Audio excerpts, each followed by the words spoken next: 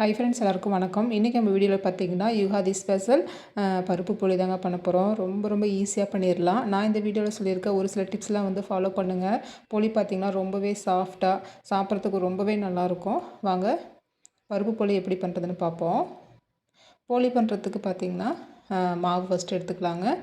1 cup அளவுக்கு மைதா எடுத்திருக்கேன். 1 cup அளவுக்கு மைதா, 1 கப் அளவுக்கு கோதுமை மாவு எடுத்திருக்கேன். நீங்கள் ஃபுல்லாக கோதுமை மாவுலையும் பண்ணிக்கலாம். அப்படி இல்லைன்னா மைதா மாவு மட்டுமே பண்ணிக்கலாம். நம்மளோட இஷ்டம் தான். நான் அதுலேயும் 1 கப் எடுத்திருக்கேன். இதில் கொஞ்சமாக உப்பு சேர்த்துக்கலாங்க. உப்பு சேர்த்துட்டு கலந்து விட்டுக்கலாம். நல்லா கலந்து விட்டதுக்கப்புறம் இதில் 3 ஸ்பூன் அளவுக்கு எண்ணெய் விட்டுக்கலாம். நான் எண்ணெய் விட்டுருக்கேன். இதுக்குள்ள நீங்கள் நெய் விட்டுட்டாலும் ரொம்பவே நல்லாயிருக்கும்.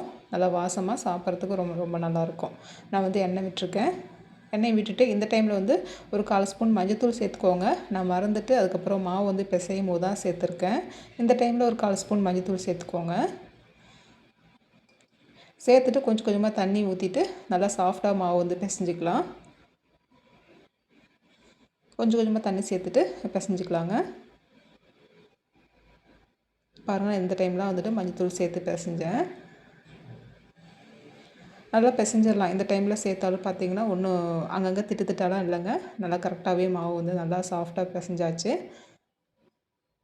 இந்த மாதிரி மாவு நல்லா சாஃப்டாக பிசைஞ்சதுக்கப்புறம் மேலே ஒரு 2 ஸ்பூன் அளவுக்கு எண்ணெய் விட்டுட்டு ஒரு மூடி போட்டு வச்சுக்கலாங்க. மாவு பார்த்திங்கன்னா ஒரு அரை மணி நேரம் நல்லா மாவு ஊறணும். ஒரு 30 நிமிஷத்துலேருந்து 45 நிமிஷம் பார்த்திங்கன்னா மாவு நல்லா சாஃப்டாக ஊறி வரும்போது நமக்கு போலி நல்லா சாஃப்டாக இருக்கும் சாப்பிட்றதுக்கு. ஒரு மூடி போட்டு அப்படியே வச்சிடலாங்க. மாவு நான் ஒரு அரை மணி நேரம் ஊற வச்சுக்க போகிறேன். இது அப்படியே இருக்கட்டும். இப்போ குக்கரில் பார்த்திங்கன்னா ஒரு 200 கிராம் அளவுக்கு கடலைப்பருப்பு எடுத்திருக்கேன். நல்லா ஒரு 2 டைம் நல்லா கழுவிட்டு இதோட ஒரு 3 கப் அளவுக்கு தண்ணி சேர்த்துட்டு பருப்பை வேக வச்சுக்கலாங்க. குக்கர் மூடி போட்டுட்டு அடுப்பை மீடியம் ஃப்ளேமில் வச்சுட்டு ஒரு 5 விசில் விட்டு நம்ம பருப்பை வேக வச்சுக்கலாம். பருப்பு நல்லா விசில் வந்ததுக்கப்புறம் பார்த்திங்கன்னா ஒரு மிக்ஸி ஜாரில் 1/4 கப் அளவுக்கு தேங்காய் துருவல் சேர்த்துட்டு 2 ஏலக்காய் சேர்த்து இந்த மாதிரி கொரப்பாக அரைச்சி எடுத்து வச்சுக்கலாம். அது ஒரு பக்கமாக இருக்கட்டும். பருப்பும் பார்த்திங்கன்னா விசில் அடங்கிடுச்சு. பாருங்கள், இன்னுமே கொஞ்சம் தண்ணி இருக்குது. இந்த தண்ணியை ஃபுல்லாக சுத்தமாக வடிச்சிட்டு பருப்பை நல்லா ஆற வச்சுக்கலாங்க. பாருங்கள், இந்த அளவுக்கு பருப்பு நல்லா ஆறி வரணும். பருப்பு எடுத்து இந்த மாதிரி கையில் நம்ம மசிச்சு பார்க்கும்போது உடனே நல்லா மசியணும். நல்லா சாஃப்டாக இருக்கணும் பருப்பு. கடுக்கு முடுக்குன்னு இருக்கக்கூடாது. பருப்பு பார்த்திங்கன்னா நல்லா வெந்து வந்துருக்கணும். பருப்பு நல்லா ஆறினதுக்கப்புறம் மிக்ஸி ஜாரில் சேர்த்துக்கலாங்க. சேர்த்துட்டு நல்லா அரைச்சிக்கலாம். பருப்பே அங்கங்கே இருக்கக்கூடாது. நல்லா ஃபைனாக அரைச்சிக்கலாம். அரைச்சிட்டு ஒரு பக்கமாக வச்சுக்கலாம். இப்போ ஸ்டவ் ஆன் பண்ணிவிட்டு கடாயில் 1 ஸ்பூன் அளவுக்கு நெய் விட்டுருக்கேங்க. மாவளந்த கப்லேயே பார்த்திங்கன்னா 1/2 கப் அளவுக்கு நான் வெல்லம் பொடிச்சிட்டு சேர்த்துருக்கேன். 1/2 கப் அளவுக்கு பார்த்திங்கன்னா ரொம்ப கரெக்டாக இருக்கும் நமக்கு வெல்லம். அடுப்பு சிம்மில் வச்சுட்டு வெல்லத்தை அப்படியே கரைச்சிக்கலாங்க. நான் தண்ணி எதுவும் சேர்க்கலை. தேவைப்பட்டால் நீங்கள் ஒரு ஸ்பூன் அளவுக்கு தண்ணி சேர்த்துக்கோங்க. வெல்லம் நல்லா இந்த அளவுக்கு கரைஞ்சதுக்கப்புறம் நம்ம அரைச்சி வச்சுருக்க தேங்காய் விழுதை சேர்த்துக்கலாம். இப்போ இதோட நம்ம அரைச்சி வச்சுருக்க பருப்பையும் சேர்த்துக்கலாங்க. பருப்பை சேர்த்துட்டு பார்த்திங்கன்னா அடுப்பை சிம்மில் வச்சுக்கோங்க. சிம்மில் வச்சுட்டு நல்லா கலந்து விட்டுக்கலாம். நம்ம தண்ணி சேர்த்து வெல்லத்தை கரைக்கும் போது பார்த்திங்கன்னா கொஞ்சம் லேட் ஆகும் நல்லா கெட்டியாகி வர்றதுக்கு. நான் தண்ணி சேர்க்கல, அதனால தான். வெல்லம் நல்லா சுத்தமாக இருக்கிறதுனால நான் அப்படியே சேர்த்துக்கிட்டேன். பாருங்கள், இந்த அளவுக்கு நல்லா கெட்டியாகி வரணும் பருப்பு பூரணம். இப்போ இந்த ஸ்டவ் ஆஃப் பண்ணிவிட்டு நல்லா ஆற வச்சுக்கலாங்க பூரணத்தை. நம்ம ஊற வச்சுருக்க மாவும் பார்த்திங்கன்னா நல்லா சாஃப்டாக ஊறி வந்திருக்கு பாருங்கள். கண்டிப்பாக ஒரு அரை மணி நேரம் மாவு ஊறினா தான் நமக்கு போலி பார்த்திங்கன்னா ரொம்பவே சாஃப்டாக இருக்கும். நம்ம ஊற்றிருக்க எண்ணெயும் பாருங்களேன், சுத்தமாக இழுத்துட்டு மாவு நல்லா ஊறி வந்திருக்கு. நல்லா ஒரு டைம் இந்த மாதிரி நல்லா பிசைஞ்சு விட்டுட்டு திரும்ப இந்த மாவுலேருந்து கொஞ்சமாக எடுத்துக்கலாம்.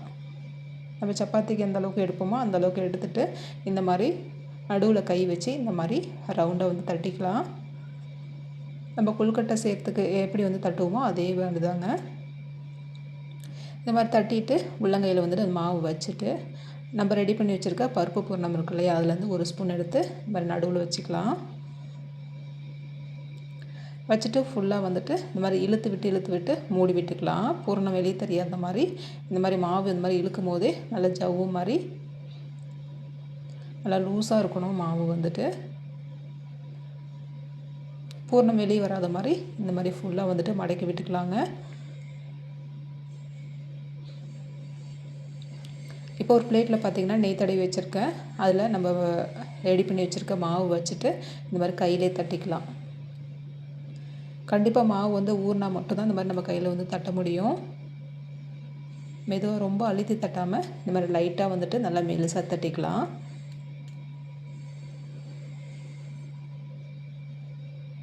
ரொம்ப ரொம்ப ஈஸியாக பண்ணிடலாங்க. மாவு மட்டும் ஊறினுச்சுன்னா போலி பார்த்திங்கன்னா நல்லா பர்ஃபெக்டாக நல்லா டேஸ்ட்டாக வரும். பாருங்கள், இதே மாதிரி எல்லாமே நம்ம தட்டி எடுத்து வச்சுக்கலாம். ஃபஸ்ட்டு இந்த மாதிரி ரெடி பண்ணி வச்சிட்டோம்னா நம்ம போலி சுட்டு எடுக்கிறதுக்கு ரொம்ப ஈஸியாக இருக்கும்.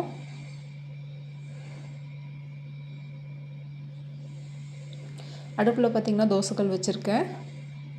போலியும் பார்த்திங்கன்னா நான் எல்லாமே வந்துட்டு உள்ளே பூரணம் வச்சு எல்லாம் ரெடி பண்ணி தட்டி வச்சுருக்கேங்க. இப்போ வந்து நம்ம போலி ரெடி பண்ணிக்கலாம்.